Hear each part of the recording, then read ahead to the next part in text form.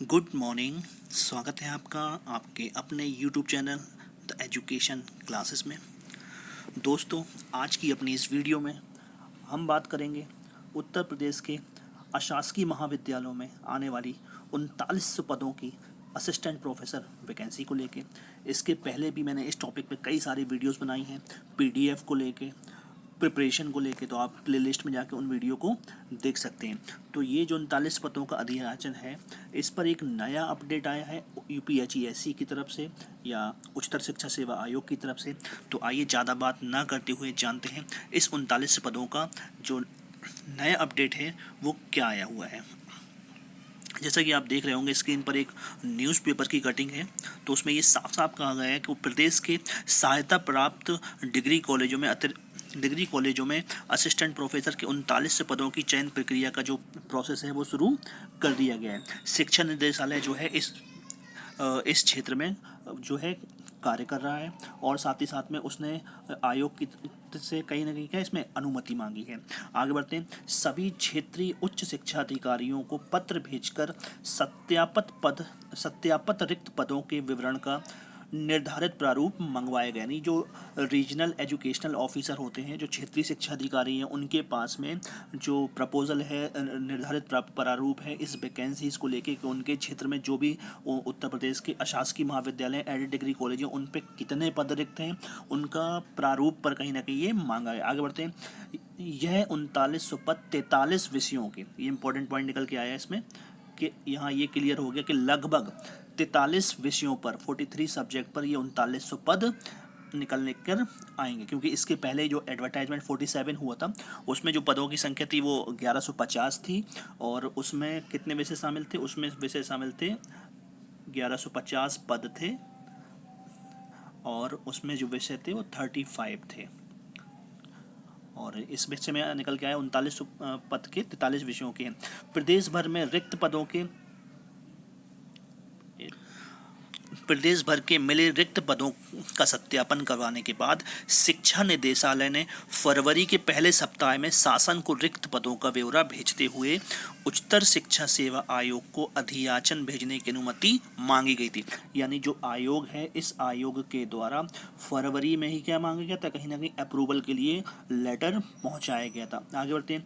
पिछले दिनों शासन ने निदेशक को पत्र भेजकर पूछा था क्या इससे पूर्व भी अधियाचन की अनुमति मांगी गई। यानी जो शासन है, गवर्नमेंट है, उसने इस आयोग का जो निदेशक है, जो मेन बोल सकते हैं इसको, आयोग का जो हेड है, उससे ये पूछा गया था कि इसके पहले भी अनुमति मांगी गई।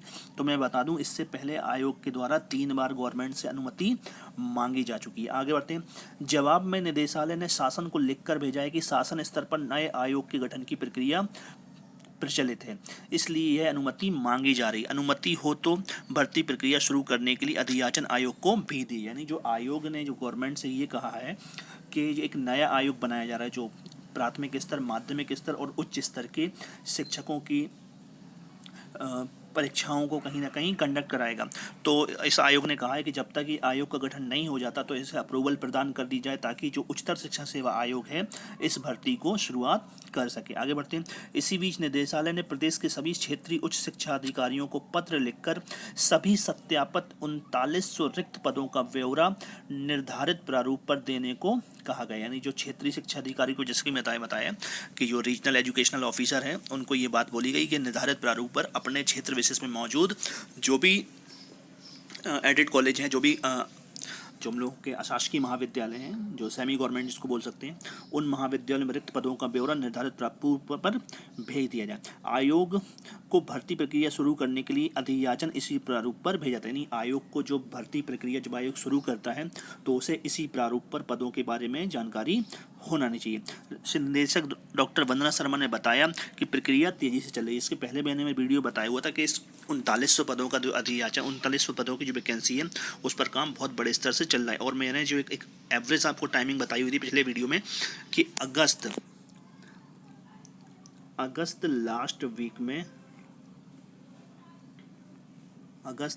वीक में इसमें आपको नोटिफिकेशन देखने को इस वैकेंसी का मिल जाएगा। तो उसी का ये अपडेट था। साथ ही साथ में एक न्यूज़ और है, समाजशास्त्र का जो एडवर्टाइजमेंट 47 का जो इंटरव्यू हुआ था, उसमें 3 कैंडिडेट जो हाई कोर्ट चले गए थे, उनका जो इंटरव्यू का रिजल्ट क्या हो गया, वो उनको भी इसमें शामिल कर लिए गए। 25 तारीख को उनका इंटरव्यू और 25 की शाम में उनका रिजल्ट जारी कर दिया जाएगा। तो बस बचता है सिर्फ एक सब्जेक्ट, वो है शिक्षा शास्त्र, जिसके बारे में सुप्रीम कोर्ट में उसका मैटर चल रहा है। तो ये जो न्यूज़ थी, जो 3900 पदों के असिस्टेंट प्रोफेसर वैकेंसी की थी, ये उन कैंडिडेटों के लिए बहुत ज़्यादा महत्वपूर्ण है जो असिस्टेंट प्रोफेसर वैकेंसी की प्रिपरेशन कर रहे हैं।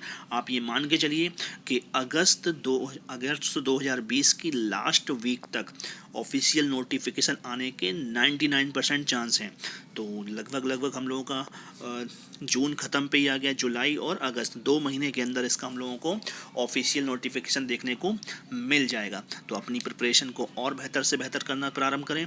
अगर आपको सिलेबस की ज़रूरत है, आपको और प्रिपरेशन में किस प्रकार से हम लोगों को तैयारी करने की ज़रूरत है, तो आप हमारी वीडियोस को जो है प्लेलिस्ट में जो मौजूद है उनको देख सकते हैं। और जो भी आपकी हेल्प होगी, रिटन एग्ज़ाम से लेके इंटरव्यू तक का जो एक्सपीरियंस है मेरा, वो आपसे मैं शेयर करूँगा।